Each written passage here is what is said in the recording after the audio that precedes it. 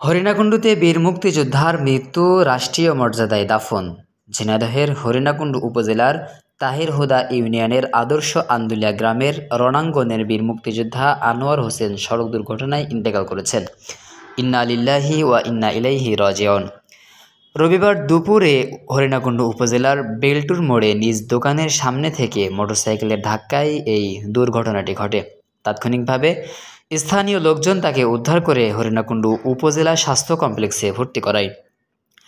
হাসপাতালে কর্মরত medical officer doctor আল আমিন জানান, তিনি দুর্ঘটনায় কবলিত হয়ে হাসপাতালে আসলে আমরা অত্যন্ত গুরুত্বের সাথে চিকিৎসা দিয়েছিলাম। রোগীর অবস্থা ভালো না হলে পরিবারের পক্ষ থেকে উন্নত চিকিৎসার জন্য কুষ্টিয়া মেডিকেল হাসপাতালে রেফার করা হলে কিছুক্ষণ পরেই তিনি মৃত্যুর কোলে ঢলে পড়েন। হরিণাকুণ্ডু নির্বাহী অফিসার BM তারিকুজ্জামান এর উপস্থিতিতে থানা পুলিশের কর্মকর্তা ওসি তদন্ত মারফত আলীর নেতৃত্বে পুলিশের সদস্যরা উপজেলা প্রশাসনের পক্ষ থেকে রাষ্ট্রীয় মর্যাদায় গার্ড অব অনার প্রদান করেন। এ সময় হরিণাকুণ্ডু উপজেলার বীর মুক্তিযোদ্ধা সহ স্থানীয় গণ্যমান্য ব্যক্তিবর্গ উপস্থিত ছিলেন। এদিকে বীর মুক্তিযোদ্ধার বড় ছেলে সাংবাদিকদের জানান, আমার আব্বা দোকান থেকে বাড়িতে আসার সময় নিজের দোকানের সামনে থেকে মোটরসাইকেলে ধাক্কা লেগে পড়ে যায়। মাথায় আঘাত লেগে অনেক রক্তক্ষরণ হয়ে মৃত্যুর কোলে ঢলে পড়েন। এ বিষয়ে আমাদের কোনো অভিযোগ নেই। তাহার জানাজার নামাজ শেষে পারিবারিক কবরস্থানে দাফন করা হয়। খোঁজ নিয়ে জানা গেছে, মৃত্যুকালে তার বয়স হয়েছিল ৭৫ বছর। বীর মুক্তিযোদ্ধা আনোয়ার হোসেনের স্ত্রী ৩ কন্যা ও ২ পুত্র সহ অসংখ্য আত্মীয় স্বজন রেখে গেছেন। হরিণাকুণ্ডু থানা officer in charge M Rauf Khan জানান, হরিণাকুণ্ডু থানা পুলিশ ঘটনাটি শোনার পর দ্রুতই লাশ উদ্ধার করেন।